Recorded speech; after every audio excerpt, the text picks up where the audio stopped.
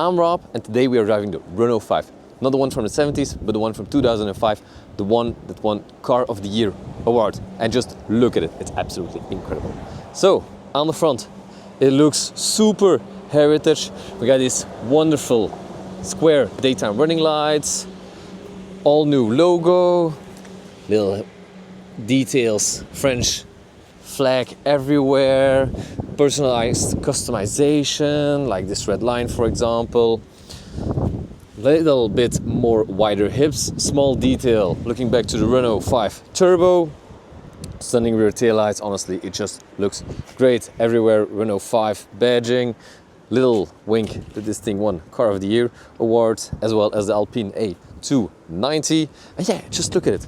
5 doors, as always. This door handle is a little bit hidden, but yeah, it's full of my mess. But you get a lot of space in the back, and honestly, it just looks great. Camera is here, but this is really awesome too. It's the charging indicator. It lights up when you charge the car. It's gimmicky. It's cool. It's cool, man. And on the inside, looks really retro. Lovely seats. I love the seats. They look stunning. 2 10-inch displays. Cool steering wheel. Honestly, what's not to love about? But now, I'm gonna take you on a drive and see what this thing is all about. So I drove the R4 before this one, and honestly, I just loved the R4. It was really a cool car, small, compact, it looked great, like heritage. Yeah, again, a car just, what's not to love about? Again, this is quite similar, so that's nice. It's almost the entire same interior, which is great. The same battery structure, a lot of very similar things. Of course, it's built on the same platform, just with a different body. And yeah, again, it's a very compact and complete car.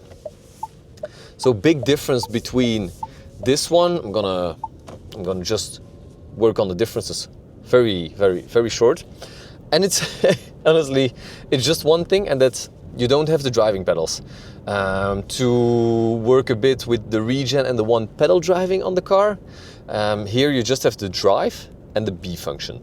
That's it. Besides that, you can't really work on the regen, or you cannot really personalize the regen, whereas with the Renault 4 you could. I think it's because, yeah, they had more time to work on the platform and stuff like that.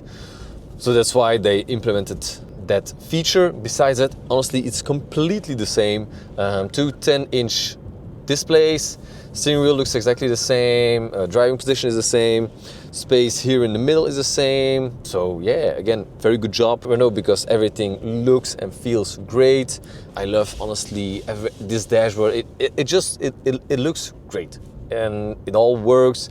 It looks fancy. Great job, honestly, great job. And then about the Renault 5. So it was the first one launched with all these retro designs. So we got R5, the Renault 4. Soon we'll have the Twingo, which is going to be awesome. We've seen the concept car, and yeah, I think I'm going to love it. That's for sure.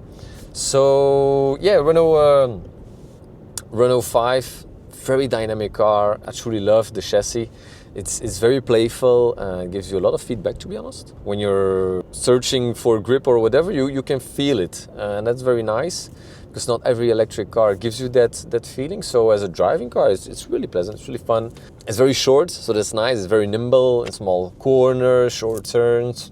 It's 3 meters, 92, something like that. So it's shorter than 4 meters, very small car. Got a lot of space. I do think that the back seats are not made for long distances. So if it's just to go, I don't know, to town or whatever, it's fine for 4 adults.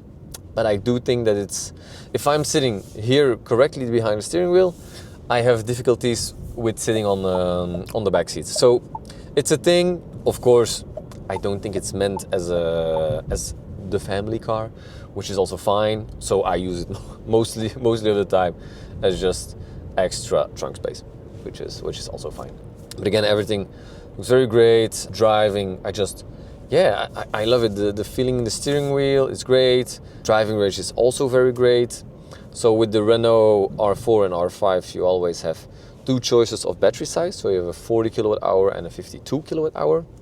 The 40 kilowatt hour gives you a driving range of 300 kilometers, Prices are also quite low. They start below 25,000 euros. That's quite cool. And if you don't drive a lot or you drive a lot of short distances, well, that might be the perfect car for you. This one, the one I'm driving, is the 52 kilowatt hours, which is also a little bit more expensive. I think they start at 28, 29, just below 30. Driving range goes up to over 400. I didn't make it up to 400. My max was 380, but the thing is I do a lot of highway runs, so that might be the reason that I didn't get the 400 mark. Because at the end let me see, at the end my consumption was only 16.3 kilowatt hours, which is quite low. And I don't think that I drove that slow. So no, in general, the consumption is very, very, very okay.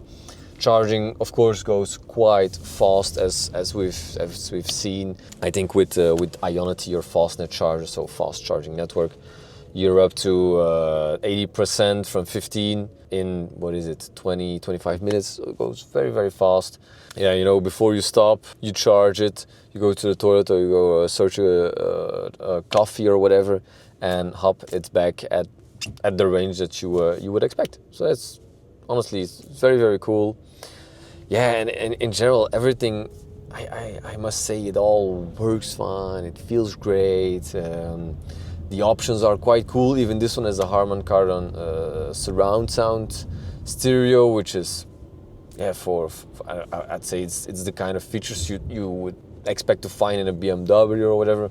But here we are. We have a Harman Kardon sound surround system in the R5, and it sounds really great. Of course, with the Renault 5, you have a lot of personalization options, just like we saw on the outside. So this one has the red roofline. Some small stickers on the outside, so it's quite cool that also with the R4, Renault gives you really the possibility to personalize your car, to give it really that unique character. I think with this one you have over 200 possibilities, so 200 individual configuration possibilities. It's like super cool, and it's small things, you know, it's a roof line, it's a sticker here, it's a sticker there, but at the end it gives you really like a unique car, and it's quite nice. Honestly, it's quite nice. I think it's gimmicky, but on this type of car, it's nice. I think you should just do it and make it your own. You know, it's just fun. And yeah, and in the driving again, it's just so much fun.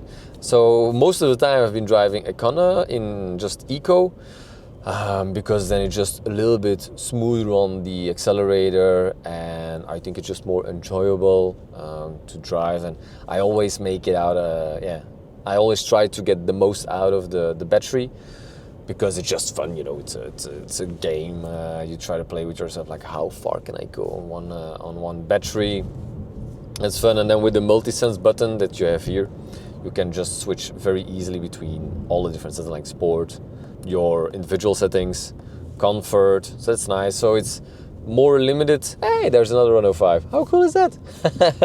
That's a dark bluish with a gray black line. It's nice. It's nice. Again, different possibilities. Cool.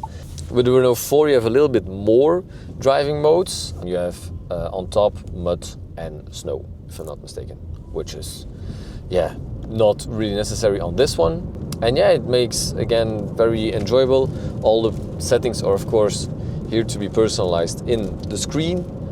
Works, again, very, very fine. You can see all the settings of your driving. My safety score isn't that good. My eco score is quite good. Why is my safety score not that good? I don't know. But yeah, and again, in the steering, it's like this go-kart, you know? It's fun. it's really fun. I'm honestly loving these cars. And again, I have had some experiences with Renault, with just the petrol ones, the newer generations. Entering the average speed zone. I just wasn't the biggest fan of it somehow. And their EVs are so spot on.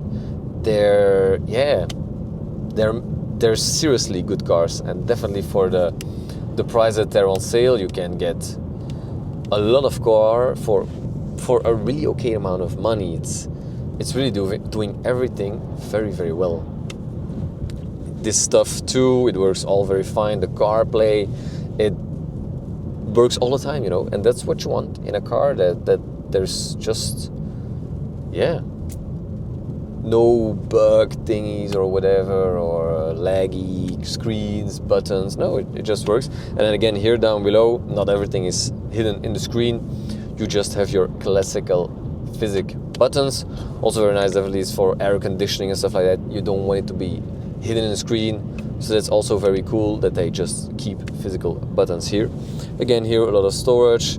Yeah, what a car, man! What a car! I'm truly digging this Renault 5. It's the kind of car that definitely electric-wise makes so much sense. It's small, it's compact, it still has a very decent range. It's very affordable. It looks great. Honestly, it's like yeah, it's a hole-in-one, this car, to be honest, for me. I truly love it. I don't know if I would take it over a Renault 4, so that's something I was thinking about this week, because they drive very similar. I think this one, of course, being smaller, feels more dynamic, but as a whole package, I think I would go for the Renault 4 because it's just a little bit more spacious. So that's maybe why I would prefer it over the R5. And in price, they are very close together, towards each other. To be honest, I think this one is 36,000, and the R4 I drove, sorry, was 39,000. So for 3,000 euros on top, you get a car that's really, really big, definitely compared to the trunk and the backseat space. If you don't need the space, R5 is the one for you guys. Well, thank you guys for watching. Thank you. If you own one, an R5 or an R4, make sure to share your experience. Leave it in the comments. I'm curious to read it. And we will see each other at another AutoNext review. And of course, please guys, make sure to subscribe. Take care. Bye-bye. Bye-bye. Bye-bye.